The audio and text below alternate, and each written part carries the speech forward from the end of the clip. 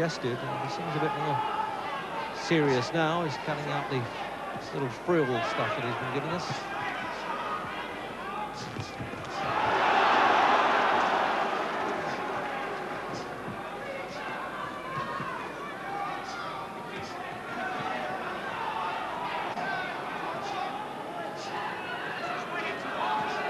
Gumbs, accustomed to quite a bit of recent success now, realises that this is a hot one in every way.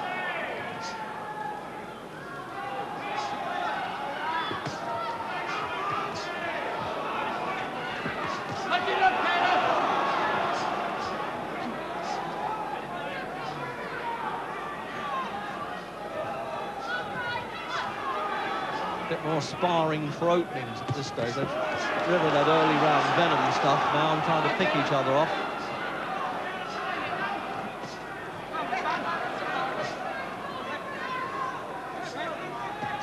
Minute to go in the third.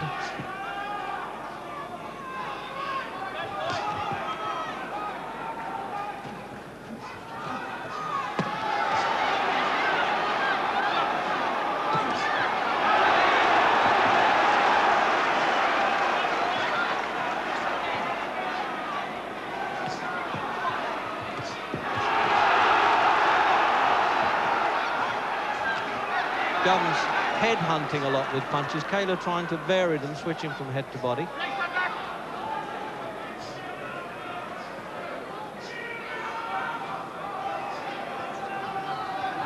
Certainly more composed here, Kaylor, isn't he, Jim? For the last 15 seconds of this round. Yeah, well, I think they both realise that 12 rounds is a long time, and if the fight's going to go the distance, it would be fatal to run out of steam. So I think they've decided, well, they want to make the punches count rather than just throw them all over the place.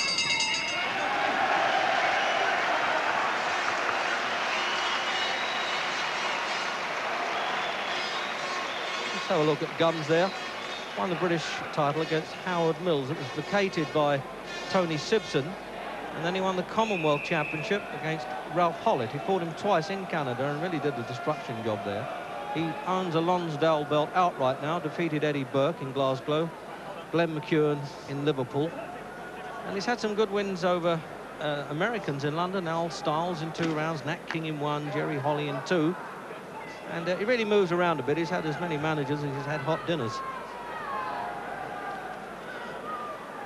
And over there in Kaylor's corner, familiar figure of Lawless in front of his man there, and on the right, Jimmy Tibbs, who used to box for West Ham, now become a prominent coach. And Frank Black on the outside.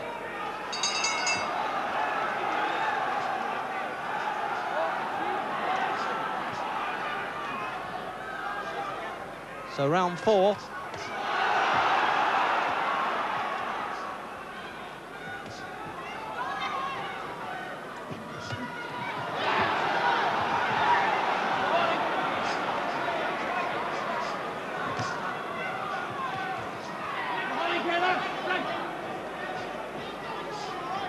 Referee Brummel just giving them the hefty bark now and again. It hasn't been needed to physically part them in any way. British referees tend to try and do that, stay out of the action, not turn it into a wrestling match.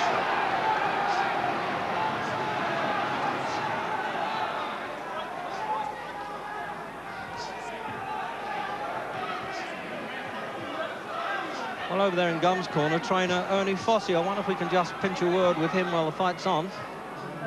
Ernie Fossey, how do you read it going? Yeah, it's a good hard fight at the moment. Probably, Kaylor's probably just in front at the moment. But boy, it's a long way to go yet. Roy's not daunted by this attack Kaylor's brought on him. No, not at all. He's quite calm and collected. Still optimistic. Yeah. Well, an honest opinion there from Ernie Fossey, an old Islington boxer. He thought Kaylor might be just in front. It's always good when the cornerman have got their judgment right. A little bit of blood specking around Gumbs' white trunks.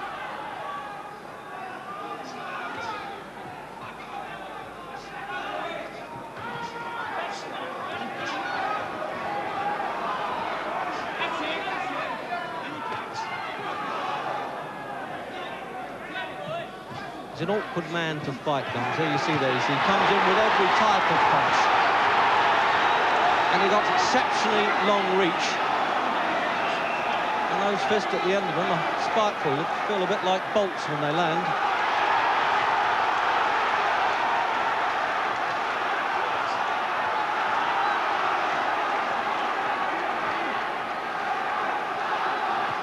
Well, we've discovered already that Kaylor can absorb some good punches, but he doesn't want to absorb too many.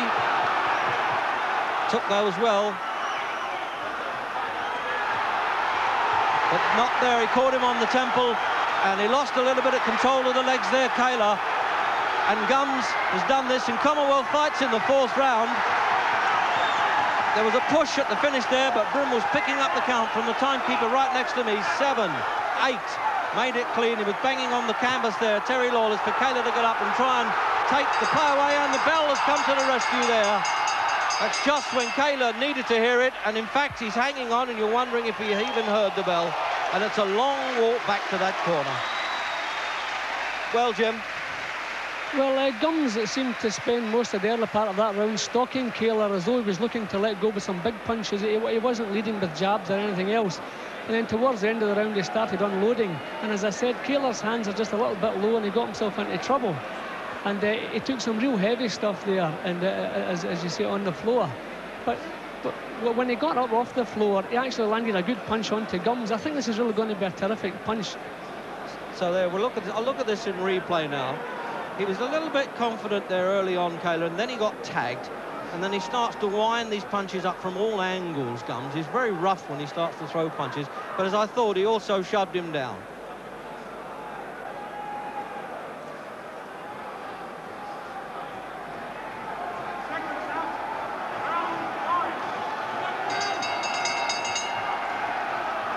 So round 5,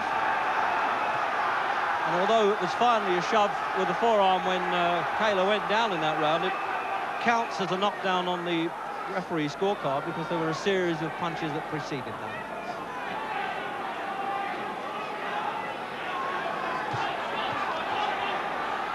Well, that's made up the leeway for Gumbs right away.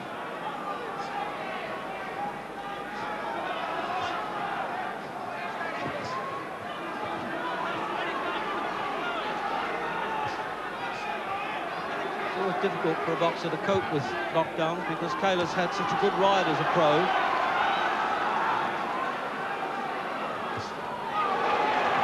Oh, good left hook there, and it's getting in a bit rough now. It's a bit catch as catch can.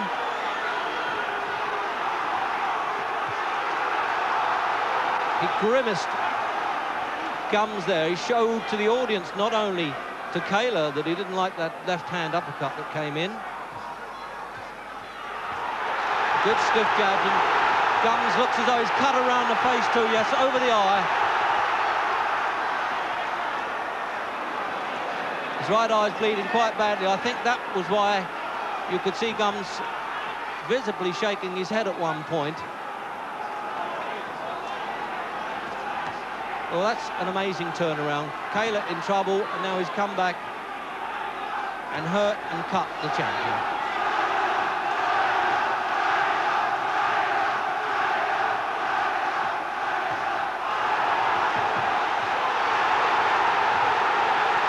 Putting these together, he's cutting the champion down to size. What a turnaround in the 5th round with a minute to go. And Gumbs is pinned there in Kaylor's own corner. And can he hear this? No, he's counted him out. It looked as though he couldn't hear the count. The